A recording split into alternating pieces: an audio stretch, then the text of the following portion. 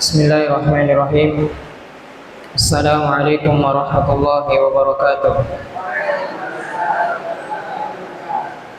Alhamdulillahirabbil alamin, wassalatu wassalamu ala rasulina Muhammadin wa ala alihi wa sahbihi wa sallama tasliman katsiran, amma ba'du.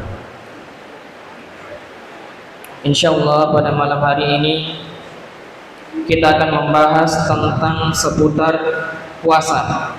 Karena ini yang akan kita hadapi di hari ke depan dan tidak lama lagi insyaallah. Dan sebagai bentuk istidad, persiapan, di mana kita ketika ingin melakukan sesuatu butuh yang namanya persiapan. Dan wa khairul istidad, dan sebaik-baik persiapan untuk melakukan sesuatu wa huwal ilm, tidak lain hanyalah ilmu. Bismillahirrahmanirrahim. Kitab As-Siyami, kitab tentang puasa. As-Siyam isim masdar dari kata shoma yasumu. Bisa juga kitab As-Saum, shoma yasumu sauman, bisa juga shoma yasumu siyaman. Kitab tentang puasa. Puasa secara bahasa al-imsak, yaitu menahan. Menahan. Pokoknya kalau ada orang yang menahan dari sisi apapun, maka dia juga bisa dikategorikan sebagai orang yang berpuasa. Contoh, ada orang yang menahan dirinya untuk tidak mau berbicara, maka sesungguhnya dia adalah orang yang berpuasa dalam kategori puasa bicara. Sebagaimana dalam surah Maryam, Allah SWT berfirman, "Inni nadartu lirrahmani sauman falan ukallimal yawma insiya." Sesungguhnya saya bernazar kepada Allah untuk berpuasa. Puasa yang dimaksud di sini apa? Falan ukalliman nasa insiya. Maka saya tidak akan berpuasa, maka saya tidak akan berbicara kepada seorang pun. Ini puasa menurut bahasa. Puasa menurut istilah yaitu menahan sesuatu,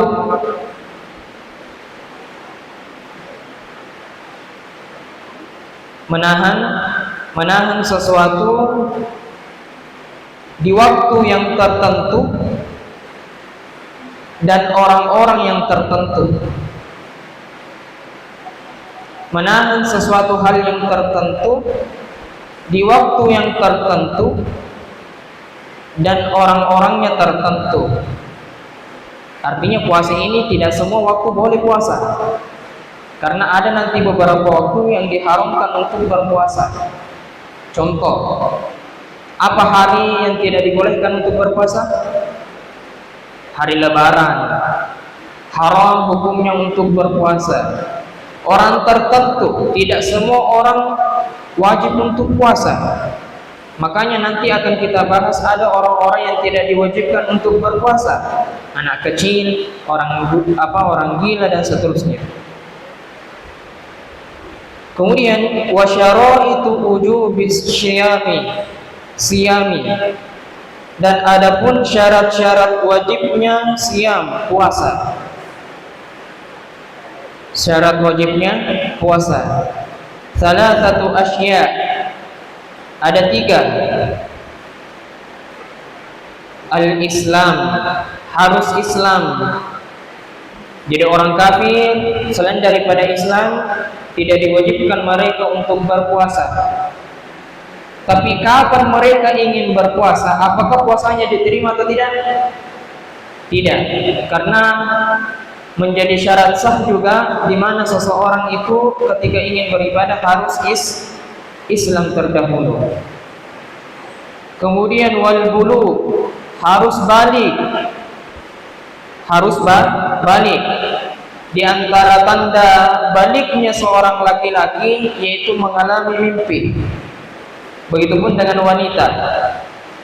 Atau ciri-ciri wanita yang sudah balik yaitu dia mengalami haid. Maka ketika seorang wanita pernah atau sudah mengalami haid yang pertama kalinya, maka bisa dipastikan bahwasanya dia telah balik.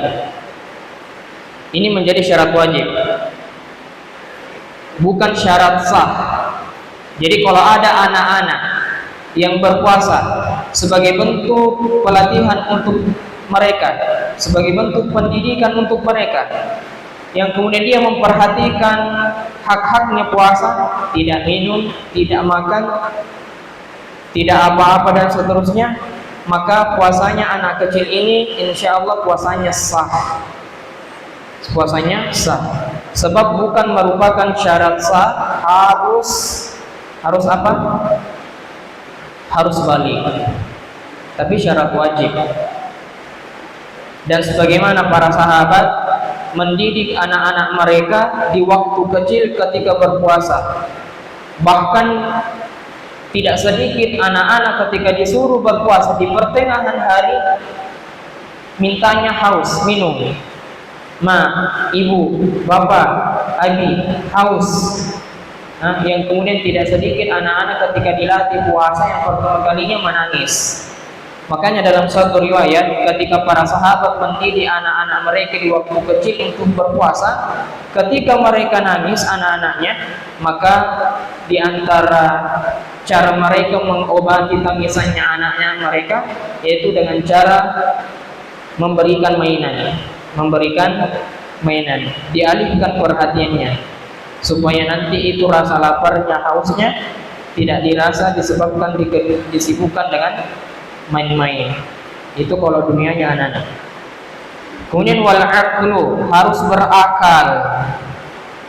berakal, tidak boleh orang gila dan tidak wajib juga orang gila untuk berpuasa.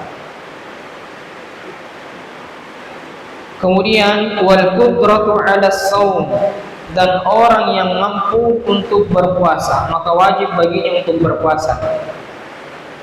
Wal qudratu 'ala shaum, orang yang mampu untuk berpuasa. Sebab ada orang yang tidak mampu untuk berpuasa. Siapa mereka? Orang tua renta yang sudah berumur. Kemudian ada orang yang sakit yang tidak diharapkan kesembuhannya. Maka mereka ini orang-orang yang tidak mampu untuk puasa, maka boleh baginya berbuka.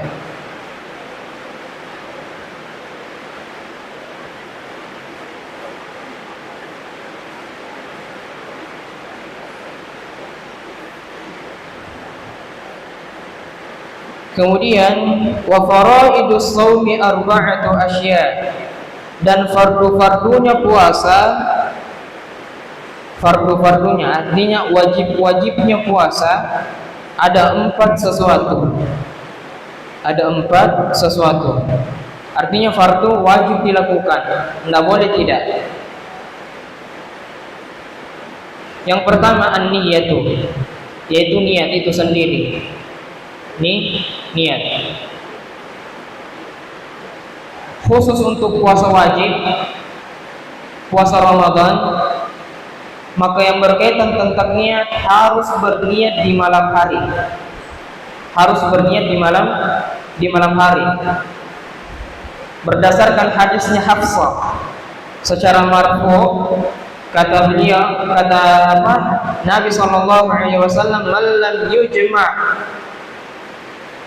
niyat as-shaumi fi lailin", siapa yang tidak mengumpulkan niat di suatu malam atau qabla al-fajr, sebelum fajar, fala siyama lahu, maka tidak ada puasa baginya. Dalam riwayat yang lain, Nabi SAW bersabda, "Man lam yubayyitin niyata", siapa yang tidak membermalamkan niat, fala siyama lahu, maka tidak ada baginya pahala puasa. Jadi khusus puasa wajib Ramadan, maka wajib untuk membermalamkan niat. Jadi ketika awal maghrib, maka di situ kita sudah mulai bisa berniat. Atau kalau tidak mau sudah maghrib, sudah tarwih. Kalau tidak mau sudah tarwih tengah malam, yang jelas malam. Harus membermalamkan niat. Berbeda halnya kalau puasa sunnah. Kalau puasa sunnah tidak apa-apa kalau tidak niat di malam hari. Misalkan besok tidak ada niatnya untuk berpuasa, tapi karena tidak dikumpul rantangnya, kalau begitu puasa maka ada sebagai puasa sunnah maka boleh. Dan ini pernah dilakukan oleh Nabi Shallallahu Alaihi Wasallam. Ketika Nabi datang kepada istri-istrinya, hal indaki ta'am, ada tidak makanan yang bisa dimakan di pagi hari, sarapan? Kata istri-istri beliau, tidak ada. Kata Nabi, fa'idan inni shaim, kalau begitu saya puasa. Artinya puasa sunnah boleh tidak mempermalamkan niat. Itu fardu yang pertama, harus ada niat dan tidak perlu melapaskan niat. Apa niatnya puasa? Biasa kalau sudah kita tarawih, Pak Imam atau yang di bawah di belakangnya Pak Imam yang bilang pada maniamanaki puasa baca. Nawaitu shauma gadin an ada'i fahda syahra apa? Lillahi ta'ala. Pokoknya itulah. Kata Imam Ibnu Taimiyah, at-talaffuzu bin niyati bid'ah. Melapaskan niat itu termasuk bentuk kebid'ahan. Tapi dalam mazhab Imam Asy-Syafi'i sendiri itu dianjurkan untuk melapaskan niat. Tapi bagi siapa? Bagi orang yang terkena waswas. Bagi orang yang terkena waswas. Tapi kalau tidak, dia tidak perlu melapaskan niat. Sebab niat itu di mana tempatnya? Di hati. Jadi kalau ada nih keinginan untuk bilang mau puasa besok, nah maka itu sudah niat. Kemudian fardu yang selanjutnya wal imsaku 'anil akli wasyurbi wal jima', menahan diri dari makan, wasyurbi dan dari minum, wal jima' dan berhubungan badan di siang hari untuk suami istri. Jadi tidak boleh makan, tidak boleh minum, dan tidak boleh berjima untuk suami istri di bulan Ramadan di siang hari.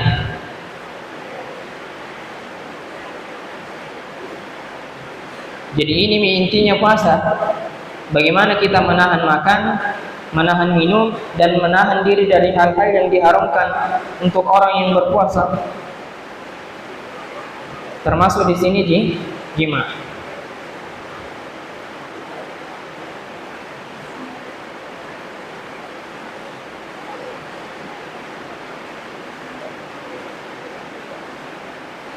Makanya di salah satu hadisnya Nabi itu, hadis qudsi, kata Allah Subhanahu wa taala, orang yang berpuasa wa taraka ta'muhu wa syarbuhu wa syahwatuhu li ajli, orang yang meninggalkan makannya, minumnya serta syahwatnya karena diriku, maka saya akan memberikan pahalanya sendiri. Pahalanya sendiri. Adapun puasa, adapun sholat, haji, zakat dan seterusnya itu untuk mereka, tapi pahala yang dia laksanakan pahalanya untuk diriku, dan saya akan membalaskan sesuai dengan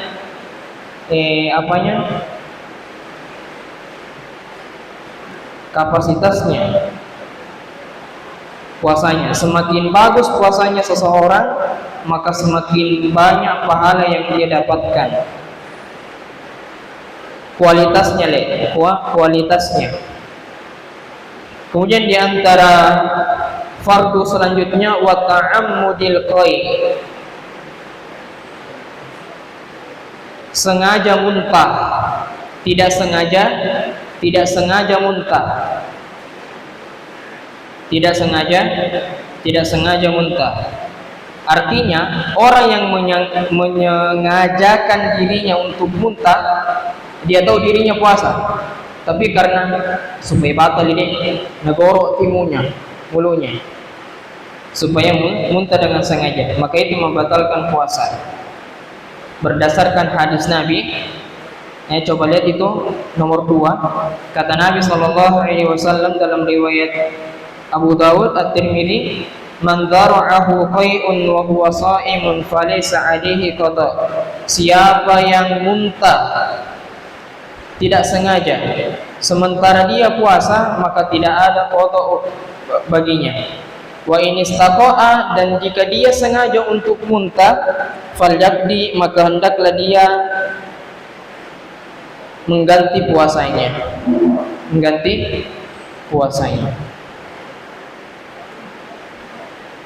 Kemudian walladzi yuftiru bihi as-shaimu 'asyratu asya'a.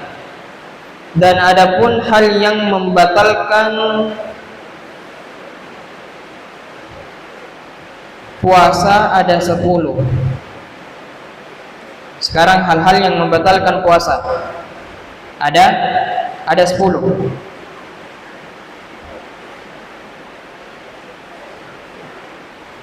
Yang pertama, ma wasala 'amdan ilal jawf. Apa yang sampai secara sengaja. Apa yang sampai secara sengaja ilal jawfi, ke dalam tenggorokan. Ke dalam tenggorokan. Misal, sisa makanan sahur, sholat subuh masih ada nyangkut di gigi kita. Misalkan sayur labu, masih ada nyangkut, labunya sedikit. Yang kemudian setelah sholat ada dirasa, sisa makanan tadi sahur. Kemudian batal puasanya, karena dia sengaja. Kemudian al-jawf, berkaitan tentang tenggorokan, meskipun tidak sampai di sini, tapi masuk sampai tenggorokan yang paling tenggorokan yang paling dalam, tapi belum sampai di bawah ya. Jadi kalau ada makanan masuk secara sengaja, tenggorokan yang paling dalam, artinya tenggorokan yang paling dalam, bukan di bawah, yang paling dalamnya, di belakangnya celah-celah, tahu? Maka ketika makanan sudah sampai di situ secara sengaja, batal puasa. Batal puasa. Itu yang pertama. Kemudian warroksi, dan apa yang sampai pada kepala secara sengaja dalam bentuk cairan. Kepala kan ini umum. Misal,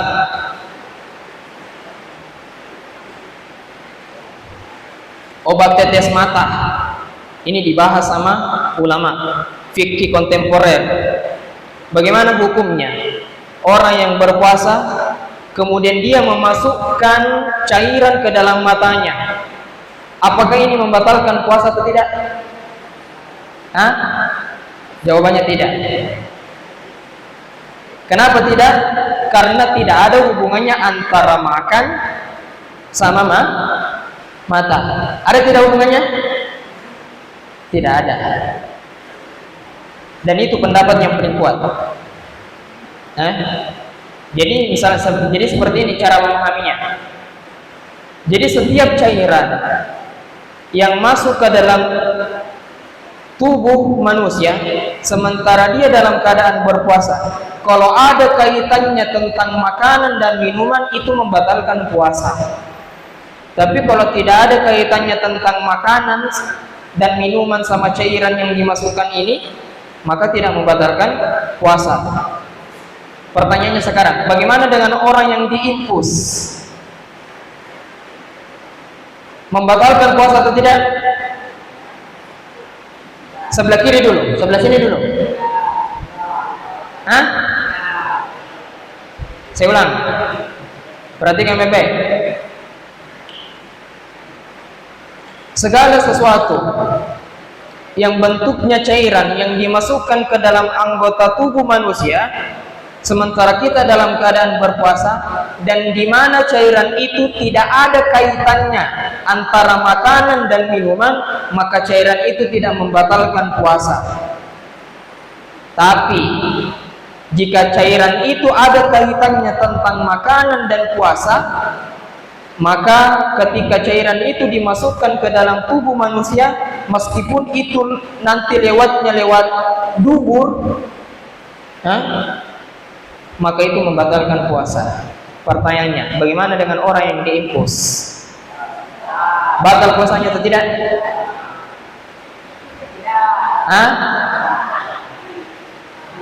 Kalau di sini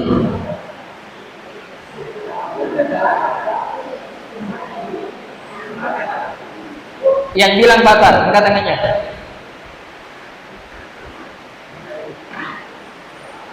Yang bilang tidak batal. Kenapa tidak batal?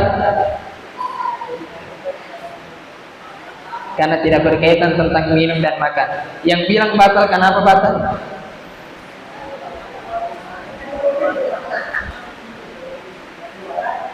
batal puasanya. Karena impuls itu berkaitan obat, berkaitan tentang makan dan minum. Makanya ketika ada orang yang diimpuls, dia bisa tidak makan sampai 2 hari, 3 hari. Karena cairan yang masuk itu sebagai impuls, itu sebagai suplai makanan dan minuman. Maka ketika ada orang yang diimpuls, itu batal puasanya. Pertanyaannya sekarang, kenapa juga mesti harus puasa? Nah, dia dalam keadaan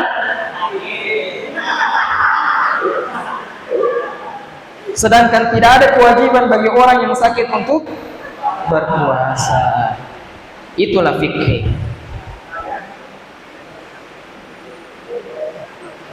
Kemudian wal hubnatu fi ahadis sabilain, dan suntikan di salah satu lubang depan dan lubang belakang, atau pintu depan sama pintu belakang. Ini sama juga kaidahnya. Segala suntikan yang mengarah atau ada hubungannya sama makanan dan minuman, maka itu membatalkan puasa. Tapi kalau tidak tonjik. Kemudian yang membatalkan puasa wal qai'u amdan, muntah secara sengaja. Muntah secara sengaja. Kemudian wal waqtu amdan fil farji, berhubungan suami istri secara sengaja di kemaluan. Ini membatalkan puasa. Kemudian wal inzadu an mubasyaratin, keluarnya air mani disebabkan karena cium, mencium istri, bukan istrinya orang. Jadi bagaimana hukumnya? Jadi ada orang bertanya, Ustaz, bagaimana hukumnya mencium istri?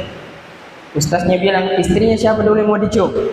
Kalau istri tidak batal puasanya, tapi kalau istrinya orang haram. Ya?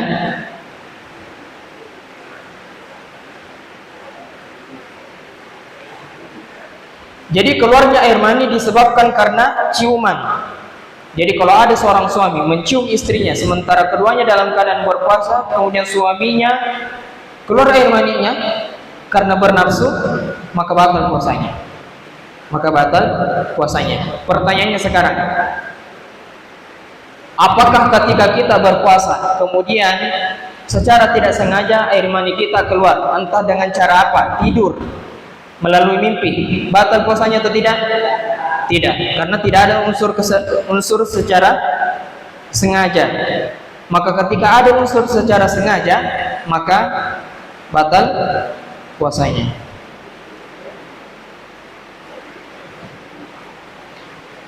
Kemudian wal haidu wan nifas, yang membatalkan puasa yaitu haid. Haid. Jadi wanita haid itu batal puasanya. Misal, kalau ada wanita malam ini dia berniat untuk puasa besok, yang kemudian dia bangun sahur nanti di jam 4, kemudian setelah itu di pagi harinya dia menjalankan ibadah puasa. Tiba-tiba setelah ba'da duhur jam-jam 1 atau setengah 2 datang tamunya yang berupa haid, yang kemudian setelah itu maka dia batal puasanya. Pertanyaannya sekarang, apakah perempuan yang seperti ini tidak mendapatkan pahala puasa sama sekali? Jawabannya tidak, tetap mendapatkan pahala puasa, namun pahalanya setengah. Karena dia sudah meniatkan dirinya untuk berpuasa, tapi karena kodratnya sebagai seorang wanita ada tamunya di setiap bulan, maka dia mendapatkan pahala dari niat yang dia kerjakan, yaitu berupa puasa, tapi tidak sempurna. Kemudian wan nifas, dan nifas, wal junun, gila, wariddatu, dan murtad, dan murtad. Ini bukan puasanya saja yang batal, tapi keislamannya, semua amalan yang dia lakukan, haji, umroh, sedekah, puasa, salatnya, maka batal semua. Kata Allah Subhanahu wa taala, la in asyrakta la yahbatunna amal. Wahai Muhammad, jika kamu berani melakukan kesyirikan, maka gugur semua amalanmu. Dalam surah yang lain Allah Ta'ala mengatakan, wa man yartadid minkum an dinihi fayamut. Siapa yang murtad dari agama Islam kemudian dia mati di atas kemurtadan, faulaika habitat a'maluhum fid dunya wal akhirah. Maka mereka itulah gugur amalan-amalannya seluruhnya di dunia dan di akhirat. Wa ulaika humul khasirun. Dan mereka itulah orang-orang yang merugi. Itu mengenai tentang hal-hal yang membatalkan puasa. Kemudian sekarang, wa yustahabbu fis shaumi thalathatu asya'a. Disunnahkan dalam berpuasa ada 3 sesuatu. Sekarang sunnah-sunnahnya. Disunnahkan berpuasa, disunnahkan dalam puasa thalathatu asya', dalam 3 sesuatu. Apa saja itu? Yang pertama, ta'jilul fitri, mempercepat buka puasa. Ini sunnahnya Nabi. Sunnahnya Nabi. Bahkan dalam hadis dikatakan ta'jilul fitri, mempercepat buka puasa, innahu sunnatun minal mursalin. Ini merupakan sunnahnya para rasul. Sunnahnya para rasul. Jadi kan puasa ini bukan cuma umatnya Nabi Muhammad, tapi umat-umat terdahulu juga diwajibkan untuk berpuasa. Tapi tidak sebagaimana tata cara yang diajarkan dalam Islam. Di antara bentuk sunnahnya ketika kita puasa nanti, yaitu mempercepat buka puasa.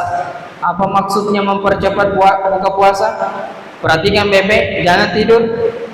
Jadi dengarnya nanti cuma mempercepat buka puasa. Jadi nanti baru jam 5 buka puasa mami. Karena supaya cepat-cepat, ini sunnah katanya. Tidak seperti itu maksudnya. Artinya dengan cara sunnah mempercepat buka puasa. Kalau masuk nih waktunya maghrib, jangan makin tundawi buka puasa tak. Misalkan azan santri sini, Allahu Akbar, Allahu Akbar. Nanti pilih buka, sudah pergi sholat maghrib, masih kuat tahan nih Anda. Atau ada yang mengatakan nanti pilih buka deh, sudah isya, sudah pilih isya, masih kuat jika tahan nih Anda. Dan ini merupakan hikmah, alasan kenapa Islam dan Nabi mengajarkan kita berbuka di waktu maghrib. Kenapa coba? Kenapa kita tidak berbuka di waktu isya? Karena sebagian kelompok ketika mereka berpuasa, nanti mereka bukanya itu ketika waktu petang, ketika waktu gelap. Dan yang paling afdal menurut mereka yaitu ketika sudah isya. Dan ini ajarannya siapa? Syiah. Jadi orang Syiah itu juga mereka berpuasa, tapi nanti mereka buka ketika di malam hari sudah terlalu gelap. Sedangkan Islam mengajarkan kita nanti buka puasa ketika menjelang maghrib. Kata Nabi SAW, la yazalu ummati bi khair ma'ajjalul fitrah. Umatku akan senantiasa berada dalam kebaikan. Kapan itu? Ketika mereka menyegerakan untuk berbuka puasa. Menyegerakan untuk berbuka puasa. Jadi misal, kalau ada minuman, ini dalam keadaan musafir saja, ada minuman 1 gelas, tapi tidak ada makanannya, tidak ada gorengannya. Karena kita itu nanti kalau buka karena dibilang masih pak buka kalau ada gorengan. Kalau kurma enggak, kelas minyak dibawahi, karena yang mendominasi itu gorengan nomor 1.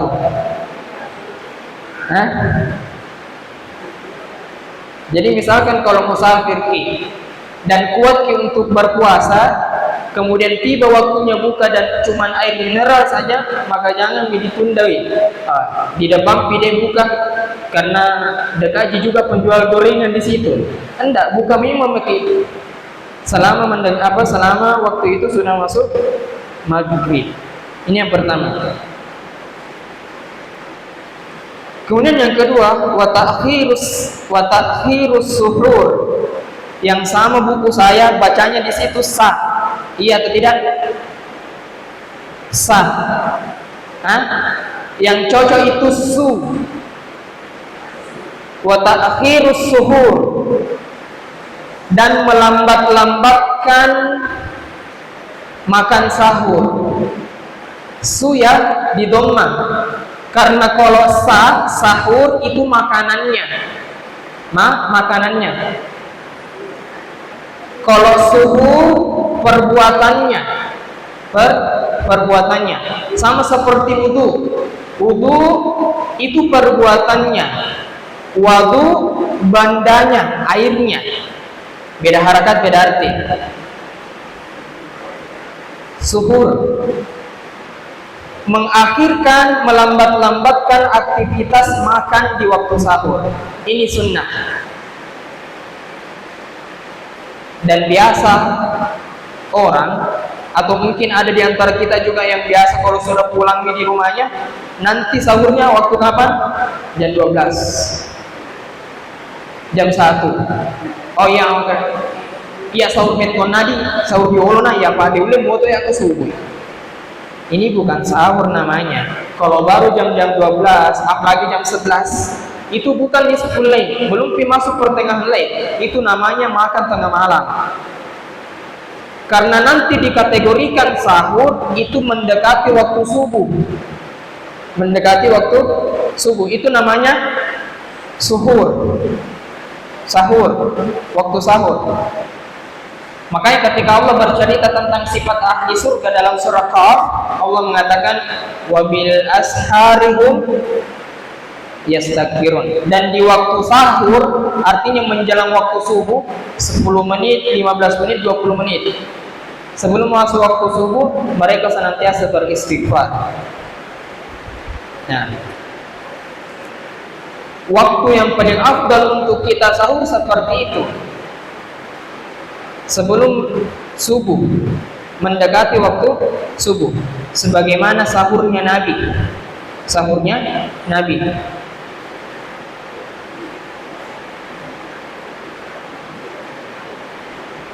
Ketika Anas bin Malik ditanya bagaimana sahurnya Nabi, maka Anas bin Malik mengatakan sahurnya Nabi itu waktunya seseorang bisa mendapatkan bacaan Al-Quran 50 ayat sebelum makan dan sampai sebelum masuk sholat subuh.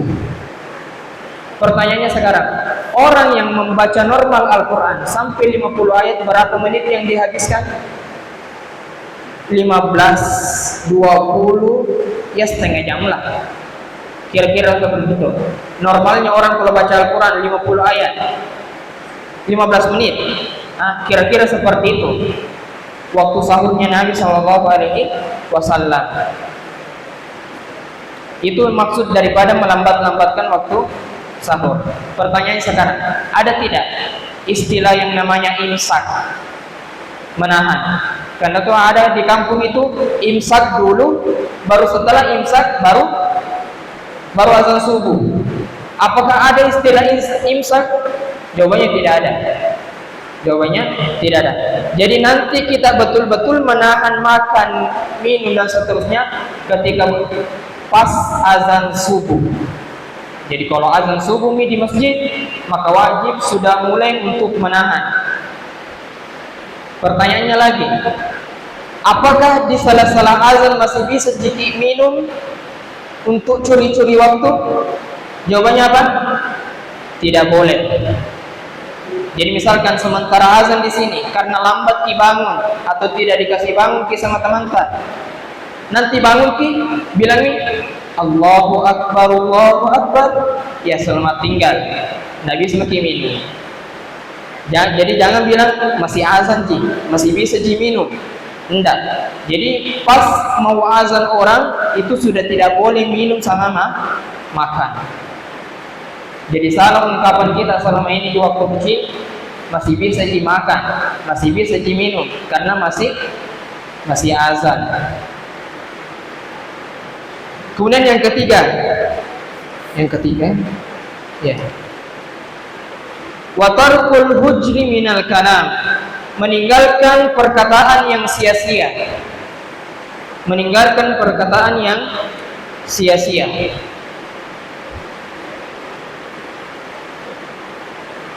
Perkataan celaan, kalau kita bahasanya sekarang toksik. Kata Nabi SAW dalam hadis Abu Hurairah riwayat Bukhari, "Man lam yada' qaulaz zuri wal amali bih." Siapa yang tidak bisa meninggalkan perkataan-perkataan sia-sia, perkataan-perkataan kotor, dan beramal dengan sesuatu hal yang kotor, falaysa lillahi hajatun fi an yada'a ta'amahu wa syarabahu, maka Allah tidak butuh puasanya sama sekali. Artinya tidak ada dapat pahala. Tidak dapat pahala. Jadi penting juga ya, kalau kita berpuasa, jaga mulut untuk tidak berbicara. Tapi kayaknya ini tidak berlaku untuk orang-orang yang mudah madodong. Baru nih jam 1, jam 2, paparan itu madangi. Bagaimana caranya dia mau bicara? Perasaannya saja kayak mau orang mati. Di sini juga untungnya orang yang berpuasa. Sulit untuk berkata-berkata yang kotor.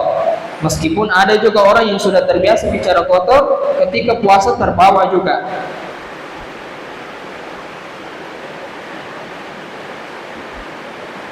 Itu harus dihindari. Kemudian wa yahrumu siyamu khamsati ayyam, dan diharamkan untuk berpuasa khamsati ayyam, 5 hari. 5 hari. Maksudnya ada hari yang diharamkan untuk berpuasa, ada 5. Ada 5 hari yang diharamkan untuk berpuasa. Apa saja itu? Yang pertama, Al-Idain, 2 hari raya. Idul Fitri, Idul Adha, haram hukumnya untuk berpuasa. Haram hukumnya untuk berpuasa.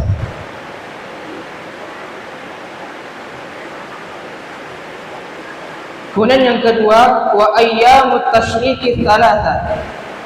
Hari tasyrik yang 3 hari. Hari makan minum setelah lebaran haji. Setelah Idul Adha hari pertama, kemudian hari Idul Adha kan dilarang puasa. Keesokan harinya itu sudah mulai hari tasyrik. 3 hari ke depan itu haram hukumnya untuk berpuasa bagi orang yang tidak melaksanakan haji pada waktu itu. Jadi untuk orang yang tidak melaksanakan haji, maka diharamkan untuk berpuasa pada 3 hari ini. Hari senang-senang, hari makan dan minum. Tapi bagi orang yang berhaji kemudian tidak mampu untuk menyembelih hadiyu, maka di waktu itu boleh bagi mereka untuk mempuasakan hari-hari tasyrik. Ini pengecualian bagi mereka yang berhaji. Kemudian wa yukrahu shaumu yaumish syakki illa an yuwafiqa 'adatan lahu. Dimakruhkan berpuasa. Puasa apa itu? Yaumish syakki, hari ragu. Hari ragu. Dimakruhkan untuk berpuasa pada hari ragu. Hari ragu di sini apa maksudnya? Hari 30 Sya'ban, 29 atau 30 Sya'ban. Sekarang berapa Sya'ban ini?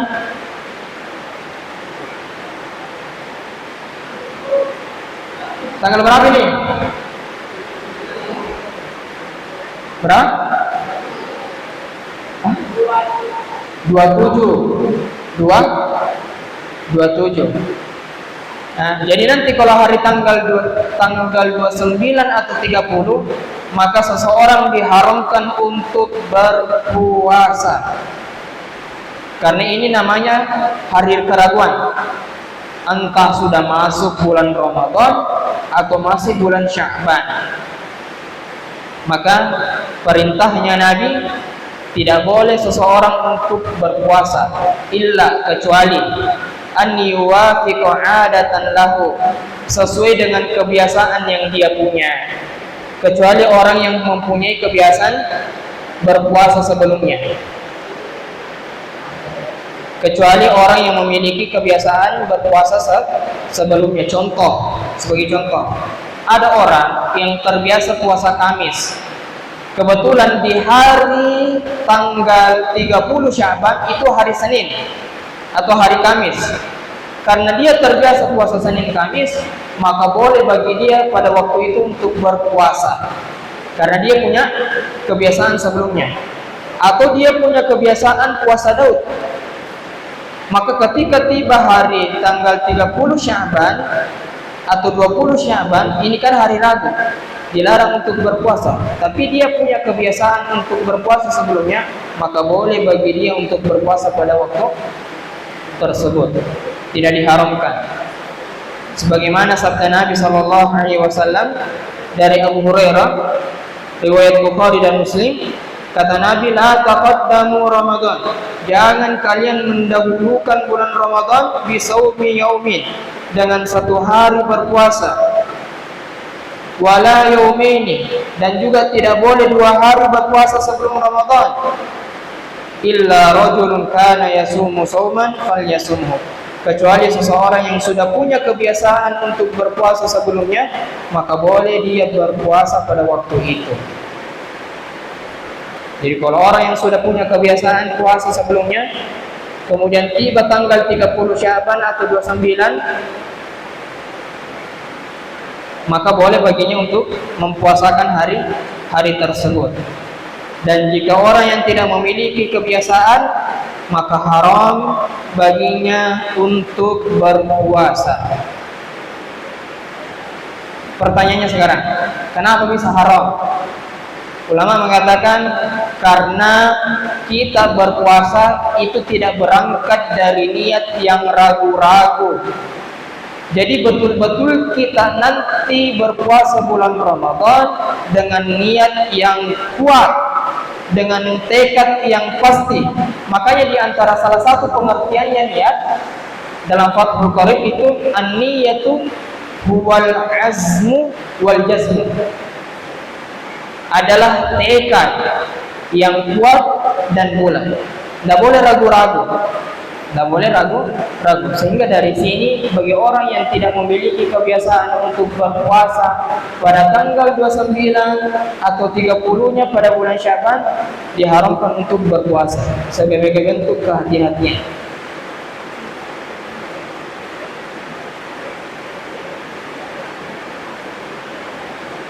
Kemudian waman wati'a, siapa yang menggauli istrinya fi nahari Ramadan amidan, di siang hari bulan Ramadan secara sengaja fil farji, di kemaluan, fa'alaihil qada'u, maka orang yang melakukan ini wajib atasnya qadha, mengganti puasanya. Wajib mengganti puasa. Jadi kalau disebutkan kata qadha, jadi istilahnya mengganti puasa. Mengganti puasa. Wal kafaratu, dan wajib baginya denda. Ada dendanya. Untuk suami yang menggauli istrinya di siang bulan Ramadan secara sengaja, maka ada denda baginya. Apa dendanya? Yang pertama, itqu raqabatin mu'minatin, membebaskan budak yang beriman. Membebaskan budak yang beriman. Harus beriman, tidak boleh budak yang kafir. Ini yang pertama. Kemudian kalau dia tidak dapat budak atau tidak bisa memerdekakan budak, yang kedua, Fa illam yajid fasiyamu syahraini mutatabi'ain. Kalau tidak dapat budak, maka sanksi, hukuman, denda yang kedua yaitu berpuasa 2 bulan berturut-turut. 2 bulan berturut-turut. Ustaz, 30 hari sudah tidak bisa, ada jebol 1. Bagaimana mungkin disuruh puasa 2 bulan berturut-turut?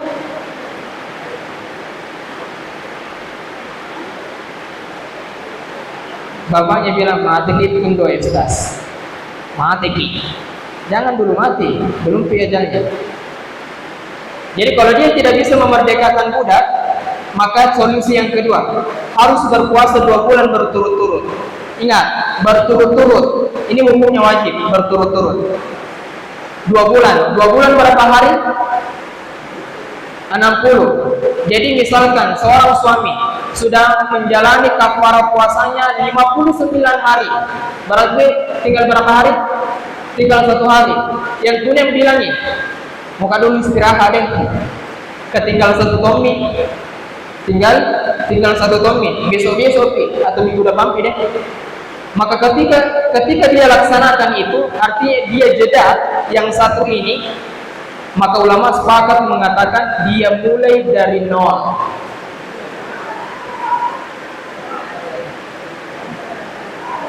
Dia mulai dari 0. Padahal 59 nih. Untuk puasa lagi besok, tinggal 1 hari. Itu kalau ada orang yang berpikiran seperti itu. Tapi biasanya kalau tinggal cuma 1, tak kalah puasa, maka tinggal 1 tomi, berarti harus puasa besok supaya tidak diulang lagi dari 0. Seperti itu. Kalau tidak mampu untuk berpuasa 2 bulan berturut-turut, solusi yang ketiga, fa it'amu sittina miskinan, yaitu memberikan makan 60 fakir miskin. Memberikan makan 60 fakir miskin.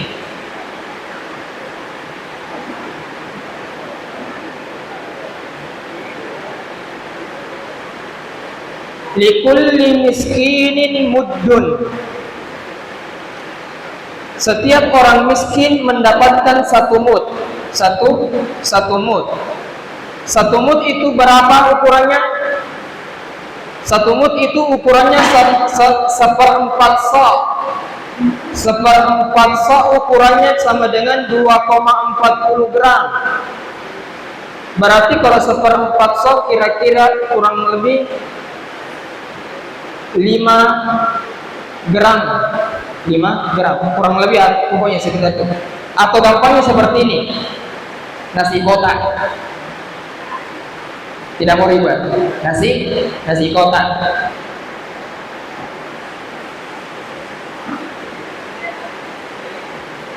Dan memberikan makan fakir miskin bisa dengan 2 cara. Bisa dengan bahan mentah dan bisa dengan bahan. Kenapa selalu lihat jam? Masih panjang waktu Isya toh? Bisa sampai jam 12?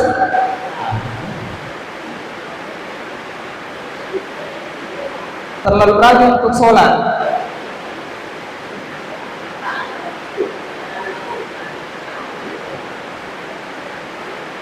Sampai mana nih?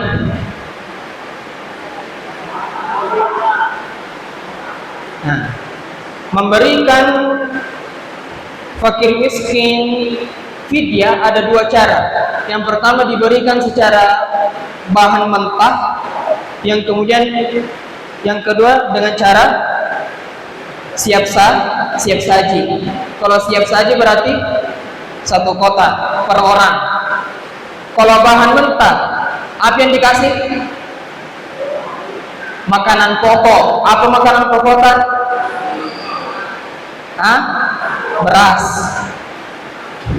Beras kemudian diolah menjadi nasi.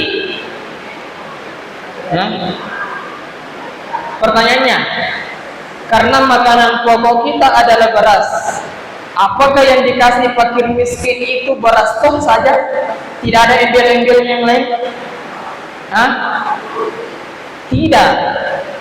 Jadi kalau ada orang yang membayarkan fidyahnya atau dendanya dari puasa-puasa yang dia langgar, yang kemudian dia memberikan fakir miskin beras stok saja, ini belum bisa dikatakan sah. Karena tidak ada orang yang makan nasi saja. Tapi setidaknya sisihkan apa? Telur, Indomie, dan sejenisnya.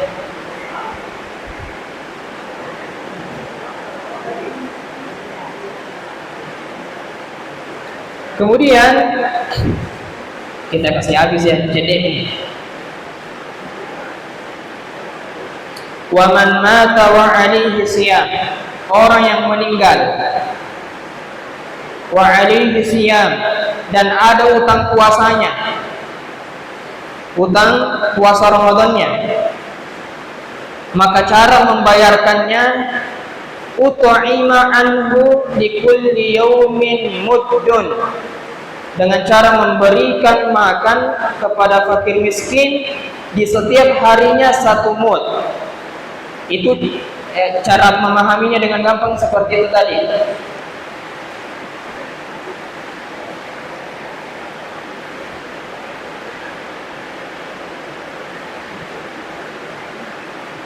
Jadi kalau punya puasa, utang puasa orang tua tidak sempat dibayar, maka walinya membayarkan fidyah berupa makanan. Berapa puasa yang ditinggalkan atau kalanya? Anggaplah 10. Maka 10 kali harus memberikan makanan kepada fakir miskin. Bagaimana caranya? Bisa 1 hari 1, bisa 1 hari 10 kali sekaligus. Paham sih? Gini. Jadi kalau ada orang yang meninggal di antara keluarga mama atau bapak yang kemudian ada utang puasanya 10,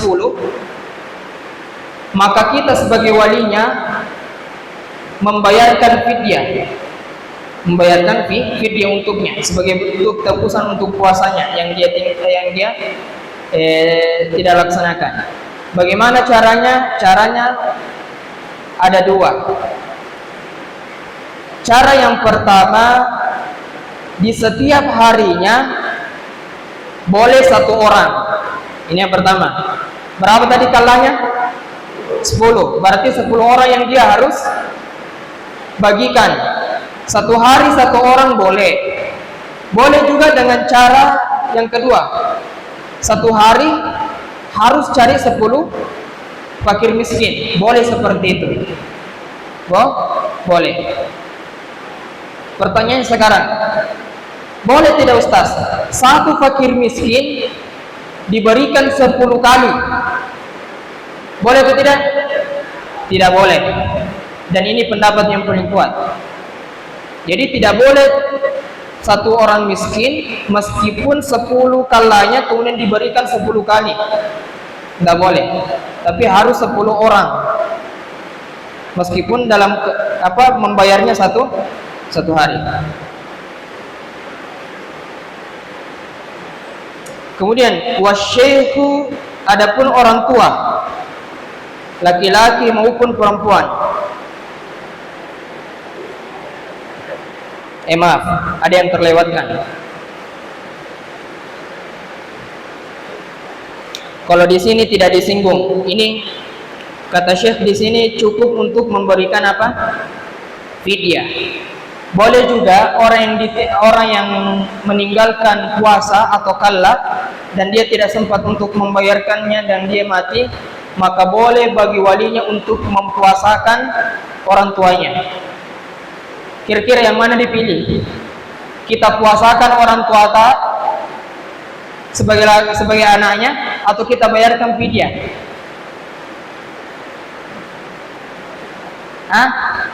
Kalau kita pilihnya pasti bayar fidyah.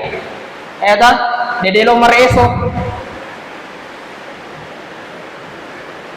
Padahal pendapat yang kuat juga yaitu walinya mempuasakan orang tuanya yang meninggalkan hutang puasa. Sebagaimana sabda Nabi, "Man mata wa alaihi siyam, shoma anhu walihu." Orang yang meninggal kemudian ada hutang puasanya, maka yang berhak untuk menanggung hutang puasanya adalah walinya.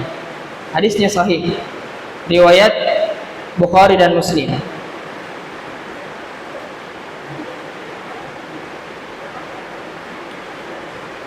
Kemudian wasyaihu in ajaza 'anis shaumi yuftiru wa yut'imu an kulli yaumin muddan. Dan adapun orang tua laki-laki maupun perempuan, in ajaza, jika dia tidak mampu, 'anis shaum, untuk berpuasa, yuftiru, maka boleh dia tidak berpuasa, wa yut'imu an kulli yaumin muddan, tapi harus memberi fakir miskin makanan, istilahnya fidyah. Jadi kalau orang tua yang sudah umur lanjut tidak bisa puasa, maka dia harus membayar fidyah. Fidyah.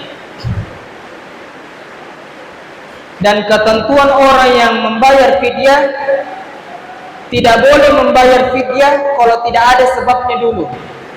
Jadi nanti boleh membayar fidyah kalau ada sebabnya. Contoh, saya punya orang tua yang berumur 70 tahun.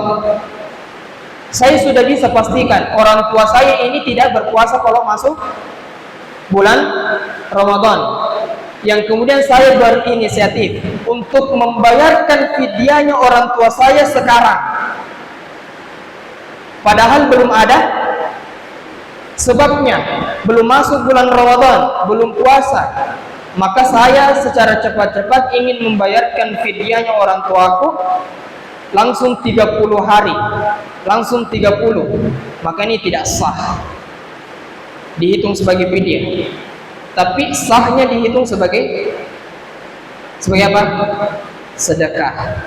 Jadi nanti boleh membayarkan fidyah untuk saya, orang tuaku yang sudah berumur 70 tahun, kalau sudah ada sebabnya. Apa sebabnya membayarkan fidyah? Tidak mampu untuk puasa, jadi kita lalui dulu hari Ramadan 1, 2, 3 dan seterusnya, baru kita bayar fidyah.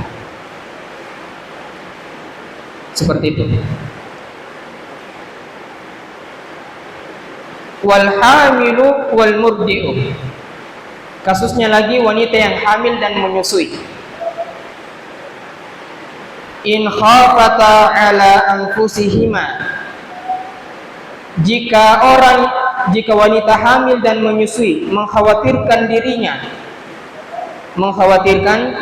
dirinya, aftarata, maka boleh tidak puasa, wa alaihima al-qada'u, tapi wajib untuk mengganti puasanya,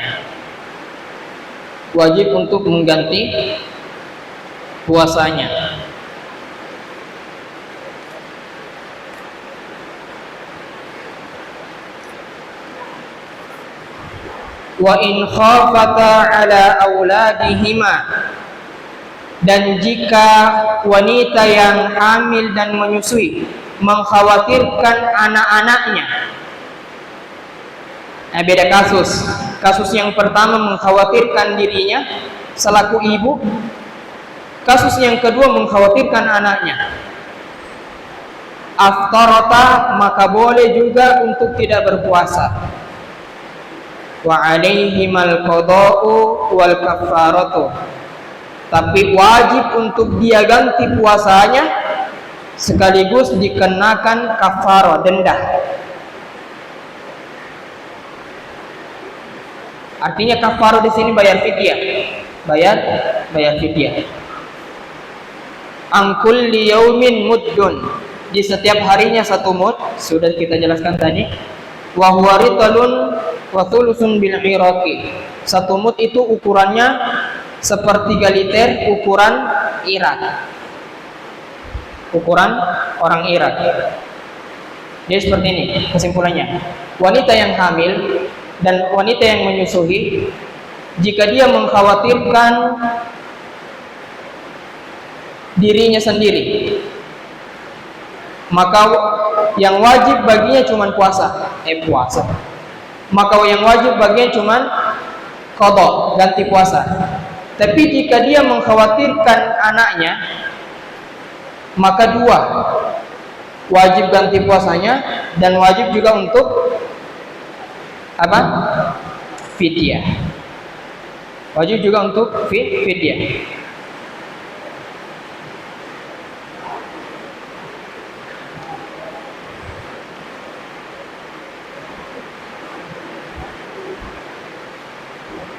Tapi pendapat yang lain, pendapatnya Abdullah bin Abbas, Abdullah bin Umar, Abu Hurairah, itu mengatakan bahwasanya wanita yang menyusui atau wanita yang hamil yang mengkhawatirkan janinnya, maka yang wajib itu cuma satu, yaitu bayar fidyah saja. Bayar fidyah. Tidak wajib untuk mengqadha. Kemudian wal maridu wal musafiru safaran tawilan yuftirani wa yaqdiyani. Orang yang sakit dan orang yang musafir dengan safir yang jauh, maka boleh baginya tidak berpuasa. Yuftiran artinya boleh tidak puasa. Wa yaqdiyani, tapi dia harus ganti puasanya di hari yang lain. Sebagaimana Allah Ta'ala berfirman, wa man kana maridan aw ala safarin fa iddatun min ayyamin ukhra. Siapa yang sakit atau safar, maka dia harus mengganti di hari-hari yang lain. Safar yang jauh ya, artinya safar yang jauh yang membolehkan kita untuk mengqasar salat. Kalau safarnya ke Bajoiji, dari sini ke Bajoe tidak puasa, tidak cocok. Dan safar yang dibolehkan untuk mengqasar salat jaraknya dalam mazhab Syafi'i itu 80 kilo. 80 kilo itu sudah bisa qasar salat.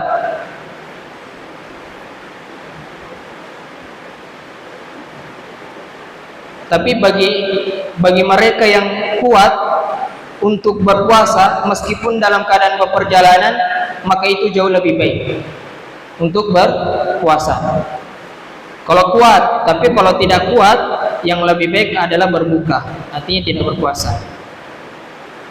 Kemudian yang terakhir, faslun, sebuah pasal, wal i'tikafu sunnatun mustahabbah. Dan adapun i'tikaf hukumnya sunnah mustahabbah, dianjurkan, bukan wajib. Apa dalilnya?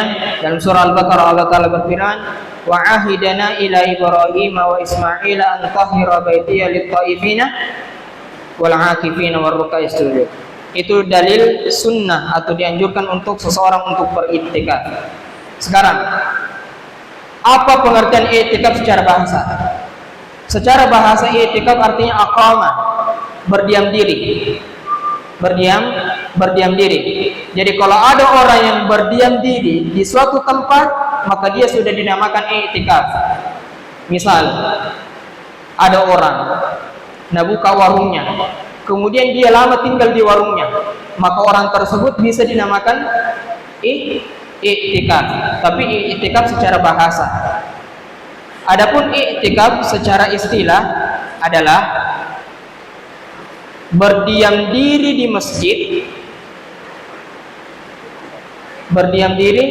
masjid,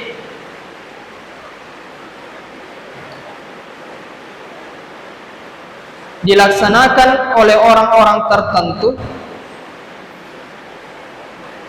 dan tata cara tertentu Jadi saya ulang, Iktikaf secara istilah adalah seseorang berdiam diri di masjid, harus di masjid. Kemudian dilakukan oleh orang-orang tertentu dan sifat atau tata caranya tertentu. Jadi salah ungkapan kalau ada orang mengatakan saya ustaz iktikafku di masjid di rumah Mika. Jadi misalkan kalau kalian nanti pulang di akhir-akhir bulan Ramadan, iktikaf di mana? Kalau saya ustaz di rumah jika iktikaf. Anda dinamakan iktikaf itu. Karena iktikaf menurut istilah adalah berdiam diri di mana? Di masjid. Hukumnya sunnah. Walahu syartani. Ada dua syaratnya. Yang pertama an-niyatu, niat. Harus ada niat. Jadi misalkan di antara kalian mulai dari masuk sholat maghrib sampai detik ini, kalau ada yang meniatkan dirinya untuk berdiam diri di masjid, maka dia telah mendapatkan pahala iktikaf. Ada tidak? Tidak ada. Berarti tidak ada pahala iktikafnya. Yang dapat cuma pahala menuntut ilmunya. Wal lubsu fil masjid, dan berdiam diri di masjid.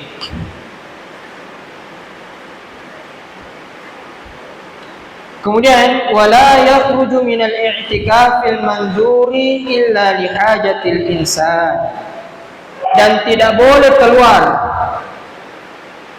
dari i'tikaf yang dinazari. Tidak boleh keluar bagi orang yang beriktikaf dalam rangka nazar. Apa dibilang nazar?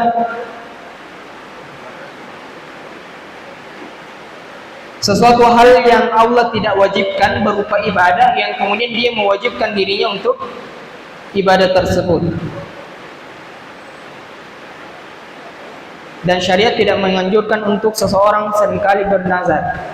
Tapi ketika seseorang bernazar, maka wajib hukumnya untuk ditunaikan, dilaksanakan.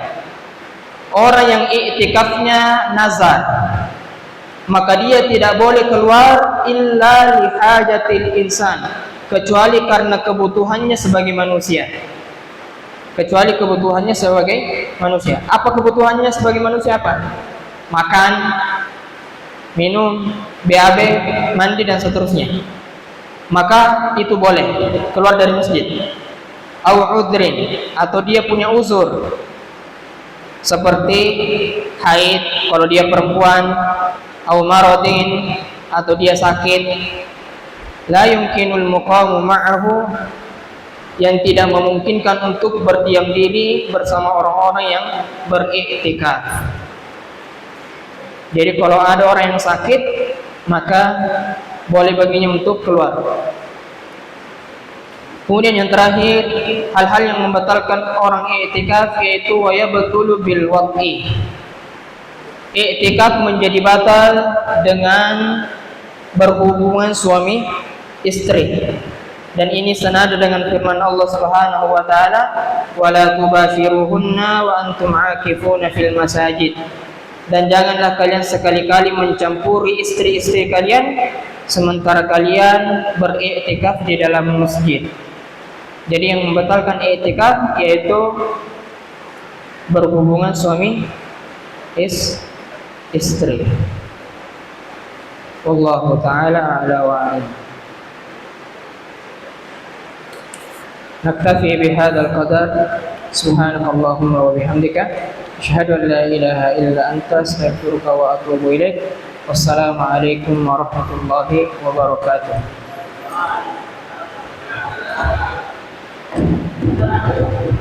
Azan.